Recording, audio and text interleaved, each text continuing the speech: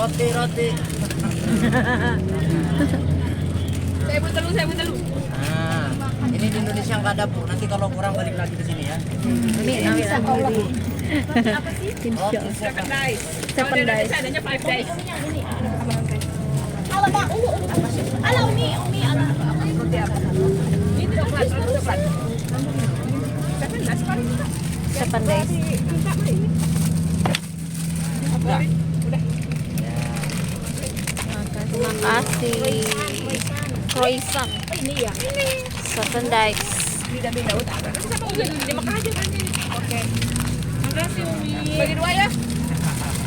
Satu bagi 2 ya. Oh gitu nggak apa-apa sama sosis daun ini satu gigit atau dua. Nanti di Mekah ya. Ya. Ada ya. Sudah tuh. Nanti saya beli kebab. Satu kedua. Acuit. Iya pada ya. Berapa dulu ya? Apanya? Bungkusnya.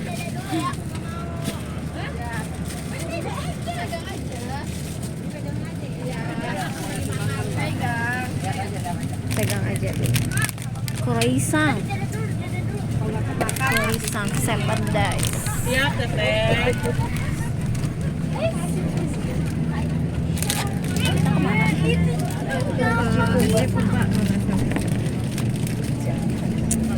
Perjalanan habis dari Jabal Uhud, insya ke Masjid Kuba. Arsyad. Apa? Ini tuh cuci tangannya. Pohon kurma di pinggir gini ada buahnya ya. Kalau di Indonesia belum tentu. Sama duduk sama abang tadi kan kamu pegang itu. Pegang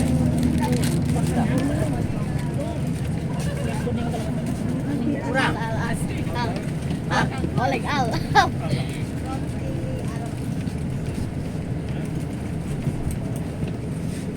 Iya. Cepet al.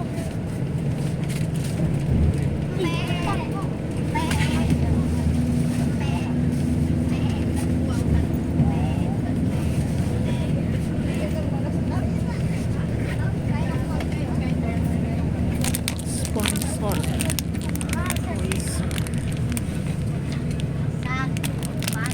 Kurang.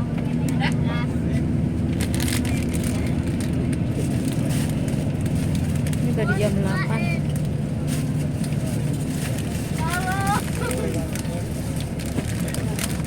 Dingin loh Bang. Ini Bang nih. Dan ini pegang. Astagfirullahaladzim.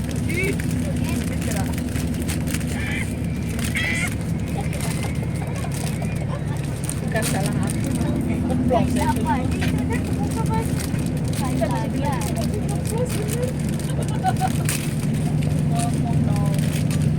Unboxing. Ya siang. Ya Bu. Masih kenyang sama tadi makan pagi. Isi coklat ya. Enak Bu. Alhamdulillah ya. Cek.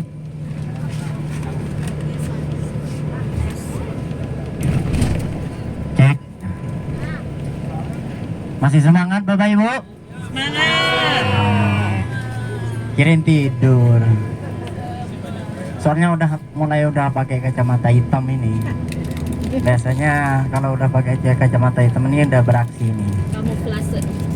Alhamdulillah kita sudah city tour di Syuhada Uhud. Semoga kita semua mendapatkan barokahnya. Amin Allahumma amin. Dan hadirin Bapak Ibu yang dimuliakan oleh Allah Subhanahu wa taala, Rasulullah dulu setiap tahun juga Rasulullah itu datang ke Syuhada Uhud. Setelah pamannya sahabat Sayyidina Hamzah wafat, maka Rasulullah yaitu selalu datang ke Syuhada Uhud. Setelah Rasulullah wafat, maka digantilah para khalifah-khalifah yang lain seperti sahabat Sayyidina Abu Bakar, sahabat Sayyidina Umar, dan sahabat-sahabat yang lain sampai kepada kita. Nah, dan juga kita bisa mendapatkan pahala seperti Jabal Uhud, panjang luas beratnya, bisa kita dapatkan pahala itu yaitu dengan cara kita melakukan sholat jenazah.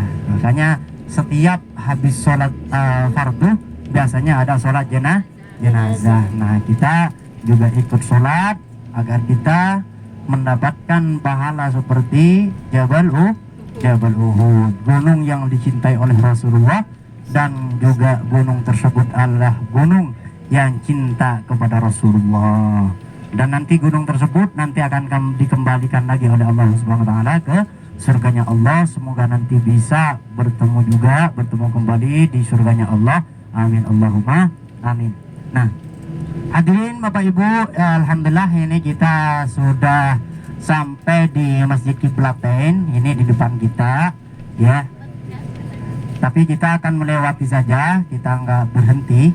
Ini di depan kita, ini adalah Masjid Kiblatain. Nanti Yang mana? Kiri apa kanan? Luas ini semuanya ini. Ini. nanti bisa dilihat ini di sebelah kanan ya. Ini yang dinamakan Masjid Kiblatain. Ini adalah satu-satunya masjid yang mempunyai dua arah kiblat. Nah, makanya kenapa dinamakan Kiblatain? Kiblatain itu kan bahasa Arab, Pak. Kalau bahasa Indonesianya dua arah kiblat. Nah, kenapa? Karena dulu Rasulullah itu sholatnya tidak menghadap ke Masjidil Haram, akan tetapi Rasulullah menghadap ke Masjidil Aqsa. Rasulullah itu menghadap Masjidil Aqsa. Selama 16 bulan Rasulullah di kota Madinah ini, 16 bulan atau sekitar 17 bulan Rasulullah itu tidak menghadap ke Masjidil Haram, akan tetapi menghadap ke Masjidil Aqsa. Sampai orang Yahudi itu mengira bahasanya Rasulullah itu tidak mempunyai arah kiblat, sehingga mendapatkan sambutan hangat dari orang Yahudi. Apa kata Yahudi? Lihatlah Muhammad itu tidak mempunyai arah kiblat, itu mengikuti arah kiblat kita. Jadi dikiranya Rasulullah itu tidak mempunyai arah kiblat. Sedangkan kata Rasulullah tidak menghadap ke Ka'bah bukan berarti Rasulullah mau membelakangin Ka'bah, kan, tapi agar Ka'bah itu ada di tengah-tengahnya Rasulullah, sehingga Rasulullah menghadap ke Masjidil Aqsa. Namun Rasulullah selalu meminta kepada Allah Subhanahu wa taala agar arah kiblatnya dirubah ke Masjidil Haram, sehingga turunlah ayat qad nara taqalluba wajhika fis sama'i falanuwalliyannaka qiblatan tardaha fawalli wajhaka syataral Masjidil Haram. Sungguh aku melihat mukamu Muhammad menghadap ke langit, maka dimanapun engkau berada menghadaplah ke Masjidil Haram. Nah, yaitu di saat Rasulullah sholat dapat 2 rakaat, di saat sholat duhur ya. Saat sholat duhur Rasulullah dapat 2 rakaat, lalu Rasulullah diperintahkan untuk berbalik arah menuju Masjidil Haram.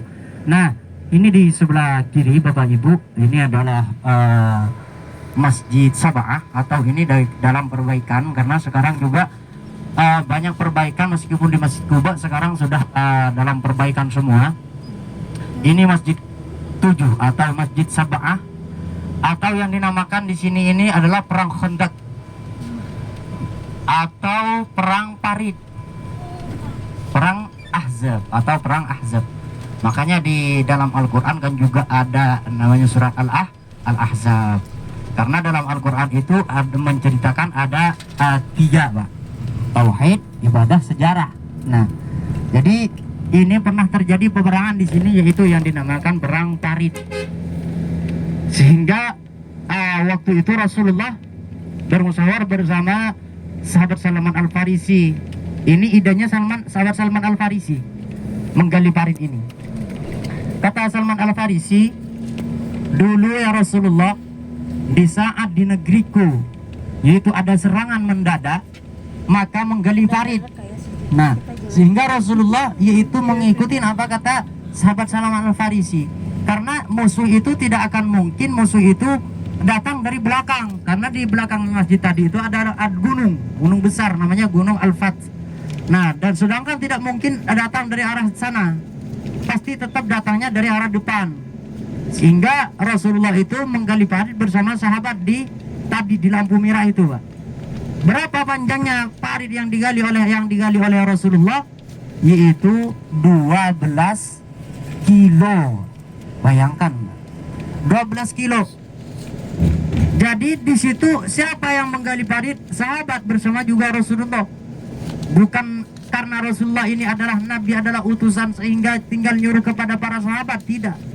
Tapi Rasulullah juga ikut menggalinya, menggali parit sepanjang 12 km dan sedalam 5 meter. Sehingga apa? Sehingga kalau ada kuda yang jatuh pun ke dalam parit tersebut, yaitu tidak akan bisa naik kembali. Nah, di waktu Rasulullah bersama para sahabat waktu menggali parit, itu para sahabat sudah lemas, sudah tidak semangat, sudah pada kelaparan. Ternyata sahabat itu nggak tahu bahwasanya Rasulullah itu sudah lebih lapar daripada sahabat. Karena kalau sahabat lapar itu biasanya perutnya diganjel dengan batu. Sedangkan para sahabat satu batu, sedangkan Rasulullah itu sudah mengganjal perutnya dengan 2 batu. Berarti Rasulullah itu lebih lapar. Nah, itu semua karena apa? Apakah semua itu karena ingin menyelamatkan dirinya Rasulullah bersama para sahabat? Tidak. Itu semua Rasulullah lakukan itu hanya menyelamatkan risalah, menyelamatkan agama Islam, yang mana agama Islam saat ini sudah ada di tangan kita, tanpa ikut perang, tanpa ikut capek, tanpa ikut lelah, tanpa ikut menjatuhkan darah. Akan tetapi terkadang agama kita, agama Islam, agama kita terkadang dilecehkan pun kita tidak ada rasa cemburu. Akan tetapi tidak pernah kita lihat, tidak pernah kita berpikir bahwasanya gimana dulu Rasulullah memperjuangkan agama Islam. Capeknya seperti apa, panasnya seperti apa, lelahnya seperti apa. Rasulullah memperjuangkan agama Islam semata-mata. Rasulullah sampai berperang seperti tadi dalam peperangan Uhud, itu juga karena apa? Karena memperjuangkan agama Islam, memperjuangkan risalah. Dan alhamdulillah sekarang ada di pada kita masing-masing.